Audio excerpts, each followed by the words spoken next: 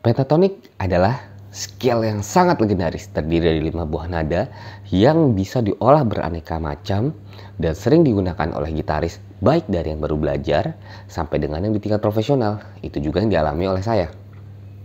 Dan kali ini saya akan bercerita bahwa ternyata saya sempat salah kalau pentatonik adalah segalanya. Karena pentatonik bukan segalanya. Sekali lagi, ini adalah disclaimer dari saya dan opini saya pribadi, hanya berdasarkan atas dasar pengalaman saya, tidak menyinggung siapapun, tidak menunjuk ke siapapun, dan sekali lagi hanya pengalaman saya dan opini saya pribadi. Ya, seperti tadi yang udah diceritakan di awal. Seperti tadi yang udah diceritakan di awal bahwa pentatonik ini adalah scale ajaib yang hampir semua orang pelajari. Hal yang sama juga saya rasakan. Saya pertama kali mengenal pentatonik ketika saya berada di kelas 2 SMP. Tapi itu hanya satu bentuk pentatonik, yaitu bentuk utama pattern 1 ya, pattern 1 pentatonik, yaitu di awal-awal itu A minor pentatonik. Ini saya dapat ketika pertama kali nonton video tutorial dari Reh ya. Saya nggak tahu kepanjangannya apa. Dulu itu video tutorial itu sangat legend, jadi masih harus beli bajakannya lah, beli bajakannya dari Reh Video. Kemudian yang bermain di situ adalah yang ngasih lesson di situ Robin Ford dia ngajarin. Posisinya di awal adalah G minor pentatonik, tapi kemudian karena di kelas 2 SMP dan saya masih belum tahu apa, kayaknya susah, saya coba bermain di A minor pentatonik.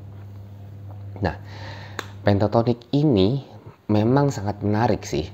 Bahkan ketika kita bisa menguasai pentatonik, awalnya saya berpikir bahwa saya bisa bermain di semua genre lagu. Tapi di kala itu ketika saya belajar pentatonik, saya bermain di berbagai genre lagu, ternyata tidak berhasil. Setelah saya cari-cari, ternyata saya salah. Saya hanya bermain pentatonik minornya saja. Walaupun kadang-kadang ada lagu yang harus bermain di pentatonik mayornya atau berkebalikannya. Misalnya nadanya dari nada dasar satunya mayor, maka bisa bermain di minornya gitu. Atau di mix lah, ya macam-macam lah caranya. Nah, kapan sih saya mulai belajar pentatonik dengan benar itu? Ketika saya masuk di bangku kuliah. Saya mulai belajar pentatonik dengan benar ketika saya masuk di bangku kuliah. Bangku kuliah itu kebetulan saya ngekos di Jogja. Nah, beruntungnya ketika saya ngekos, dalam satu kosan saya ini ada salah satu musisi profesional. Ya saya bilangnya profesional ya, bukan artis terkenal. Dia musisi profesional, dia cukup sibuk lah di Jogja sebagai band reguler dan band indinya, gitaris lebih tepatnya. Dari situ saya berteman dengan dia dan saya belajar banyak tentang pentatonik. Saya belajar bahwa ternyata pentatonik ada pentatonik mayor dan pentatonik minor serta kegunaannya. Lalu saya juga belajar hal yang baru tentang adanya 5 bentuk pentatonik. Jadi nggak cuma satu bentuk awal yang standar banget, ternyata ada 5 bentuk pentatonik yang bisa divariasikan, bisa di mix dan match, bisa dikombinasikan, bentuk fingeringnya macam-macam lah. Saya belajar dari beliau. Nah, ketika saya belajar dari beliau, akhirnya saya hanya membentuk mindset saya bahwa pentatonik ini adalah segalanya dan saya bisa melakukan semua solo gitar, semua bentuk instrumental gitar dalam bentuk pentatonik selama saya bisa melakukan kombinasi dari 5 bentuk pentatonik standar, 5 pattern pentatonik standar, dan mengkombinasikan 5 nada ini.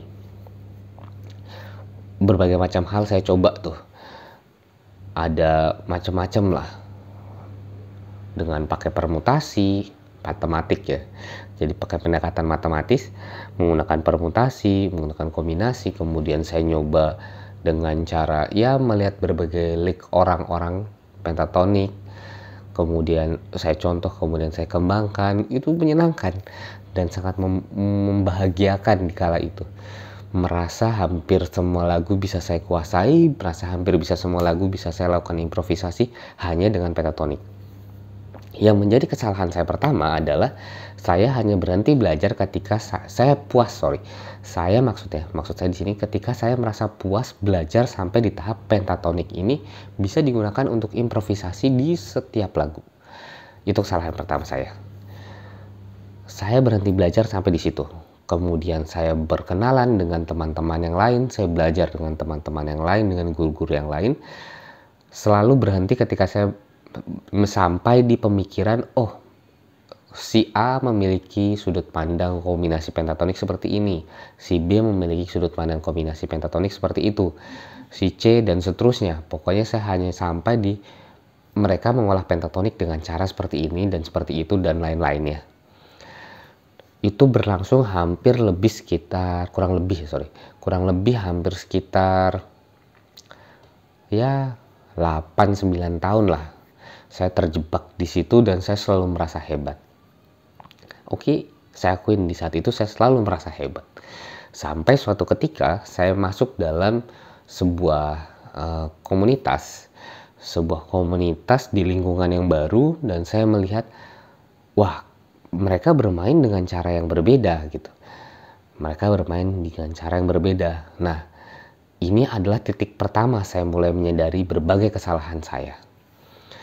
Ketika di awal-awal saya belajar gitar, bukan awal-awal sih, dari awal-awal dan di 8-9 tahun pertama saya belajar gitar itu, saya terjebak dengan pentatonik karena saya hanya berkutat dalam satu genre tertentu, dalam satu komunitas tertentu yang memang hanya banyaknya menggunakan pentatonik dan berbagai jenis kombinasinya.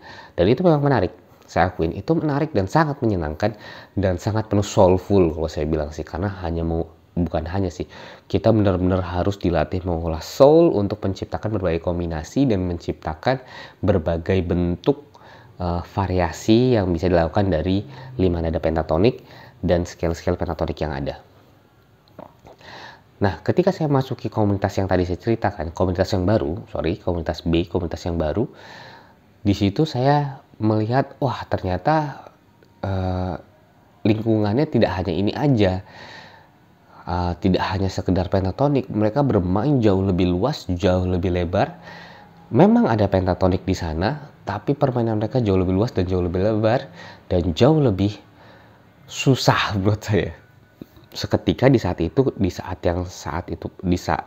masuk komunitas tersebut, belibet deh, minum dulu dah.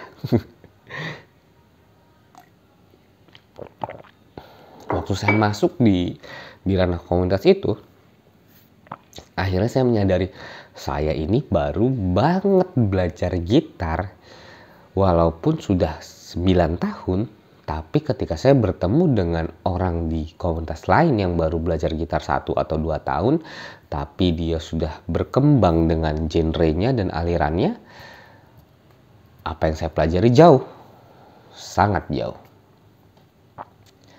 Itulah kenapa saya akhirnya sadar bahwa pentatonik bukan segalanya. Pentatonik memang menjadi kunci, tapi pentatonik bukan segalanya, dan pentatonik jugalah yang justru membuat saya terjebak. Itu blaming.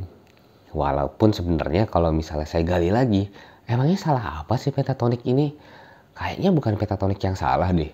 Mungkin lebih ke saya yang terlalu merasa arogansinya terlalu tinggi, Saya merasa arogansi terlalu tinggi bahwa cukup dengan pentatonik maka saya sudah bisa menguasai semua jenis genre lagu dan berimprovisasi dengan berbagai jenis genre lagu. Ya, itulah kuncinya. Itulah masalahnya. Masalahnya yang paling utama adalah ketika saya merasa bahwa hanya dengan pentatonik saya bisa berimprovisasi di semuanya. Arogansi ini yang jadi masalah. Saya berhenti belajar yang lainnya, walaupun masih belajar major scale, minor scale, Dorian, Ionian dan segala macamnya itu, tapi tidak menerapkannya karena saya merasa cukup pentatonik. Ini yang jadi masalah banget. Terus kenapa masalah arogansi ini bisa muncul? Itu juga tuh yang harus dicari tahu. Kenapa masalah arogansi ini bisa muncul? Jawabannya adalah karena saya hanya terjebak dalam satu lingkungan yang sama. Saya terjebak dalam satu lingkungan musik yang sama, bermain dengan karakter musik yang sama, dan dengan indikator bagus atau tidaknya dalam lingkup yang sama, yaitu soulful dan bisa memainkan berbagai macam bentuk variasi pentatonik hanya pentatonik. Itu masalahnya. Akhirnya di tahun 2018